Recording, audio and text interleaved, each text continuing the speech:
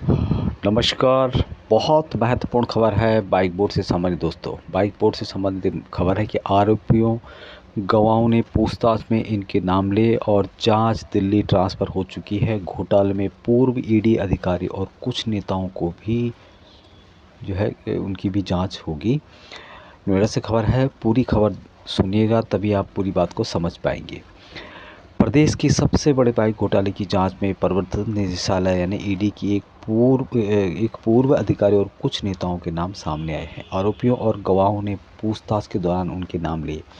ED ने इनकी भी जांच शुरू कर दी है। मामले की गंभीरता को देखते हुए जांच दिल्ली में ट्रांसफ़र कर दी गई है लखनऊ से। बाइक घोटाले में आरोपियों और गवाहों समेत अन्य लोगों के बयानों की कॉपी बाहर आने के बाद घमासान मचा हुआ है। बयानों की कॉपी और कुछ अन्य दस्तावेज आरोपियों के पास पहुंच गए हैं। इन कागजों के बाहर आने के बाद बयान देने वाले ने ईडी के अधिकारियों को पत्र भेजकर आपत्ति जताई थी। ईडी ने भी मामले को गंभीर मामला मानते हुए जांच दिल्ली ट्रांसफ़र कर दी है। इसके बाद से आरोपियों में हड़कंप मचा हुआ है। अब दिल्ली के अधिकारी मामले की जांच कर रहे हैं। पिछले 10 दिनों में इस प्रकरण में भेजे गए सभी नोटिस दिल्ली ऑफिस से ही जारी किए गए हैं। हालांकि इस संबंध में कोई भी अधिकारी स्पष्ट रूप से कुछ बोलने के लिए तैयार नहीं है। लखनऊ में तैनात थी महिला अफसर। इसमें जो खबर आ रही है कि बयानों के बाहर आने के बाद ईडी ने लखनऊ में तैनात रही एक महिला अधिकारी की मुश्किलें उसकी बढ़ गई है। बयान में एक व्यक्ति ने कहा था कि वो उस वक्त अधिकारी के ही कहने पर एक अन्य व्यक्ति से मिला था जिसने 7 करोड़ रुपए में जांच को राहत दिलाने की बात कही। इसके लिए उन्हें दिल्ली कस्टम हाउस और ग्रेटर नोएडा के मेट्रो स्टेशन पर बुलाकर रकम दी गई। इनके खिलाफ चार्जशीट कौन कौन से हैं वो?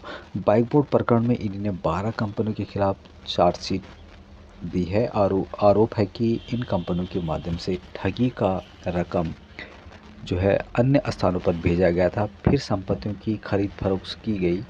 ईडी की जांच में भी यहाँ सभी खाते चिन्हित किए गए थे। इनका रिकॉर्ड जांचने के बाद इन कंपनियों के नाम विशेष न्यायालय में दी गई जो चार्जशीट है उसमें शामिल किए गए हैं। विधायक से लेकर एमएलसी तक के नाम सामने आए हैं और इसमें ईडी से जो पूछताछ हुई इस दौरान कई बयानों में बसपा और भाजपा के कुछ नेताओं के नाम भी सामने आए हैं। इनमें बसपा की टिकट पर लोकसभा का चुनाव लड़ रहे एक नेता, साथ ही राजस्थान की बसपा की टिकट पर जीती गई विधायक और भाजपा के एक एमएलसी के नाम भी शामिल हैं।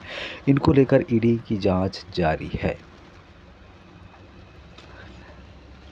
12 कंपनियों के खिलाफ प्रवर्तन निदेशालय ने चार्जशीट दायर की और दूसरी जो इम्पोर्टेंट है कि आरोपियों के खिलाफ ईओडब्ल्यू ने चार्जशीट दाखिल की थी। 30 आरोपियों के खिलाफ जो है आरोपियों के खिलाफ ईओडब्ल्यू ने चार्जशीट जारी की थी। 12 कंपनियां कौन कौन सी हैं? Garvit innovation promotion limited, TV limited, Pental technology, उसके अलावा प्राइवेट लिमिटेड है, पिमेक्स प्लास्टिक्स प्राइवेट लिमिटेड है, Prerna service private limited, Pimex broadcast private limited, Mars envirotech private limited है, एक्सेल एनर्जी प्राइवेट लिमिटेड है, Pental modality health private limited है, बसीन इंफ्रास्ट्रक्चर प्राइवेट लिमिटेड है, Noble Biltech LLP है, उसके बाद साहा इंफ्रास्ट्रक्चर प्राइवेट लिमिटेड, ये सब कंपनी है। बाइक बोर्ड घोटाले में जो रकम है उसको भी लेकर के अलग अलग दावा किए जा रहे हैं। दिल्ली पुलिस ने इस घोटाले को 42,000 करोड़ रुपए का माना है। ईडब्ल्यूओ मेरठ ने शुरुआत में घोटाला 3,500 करोड़ का आका। सीबीआई ने एफआईआर में 15,000 करोड़ रुपए का घोटाला बताया। दर्ज मुकदमों में इसे 15,000 करोड़ का घोटाला बताया गया है दोस्तों। और बाकी आपको इसकी कहानी है। ये जो शुरुआत हुई थी 12 नवंबर 2019 को, इस मामले में पहला मुकदमा दादरी में जारी किया गया था। जून 2019 में बाइक बोर्ड कंपनी का मालिक संजय भाटी गिरफ्तार हुआ था। ईडी ने 216 करोड़ रुपए की प्रॉपर्टी अटैच की थी। ईओडब्ल्यू ने 119 मुकदमों में 30 लोगों के खिलाफ चार्जशीट दायर की। 5-5 लाख के इनामी दीप्ति बहल और भूदेव अभी फरार हैं वो लोग। घोटाले में ठगे गए लोगों की संख्या लाखों में है।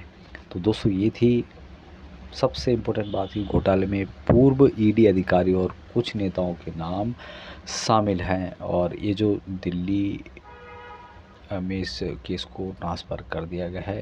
ईडी इसकी जांच कर रही है। तो ये थी खबर, अभी तक के लिए इतना ही। जय हिंद।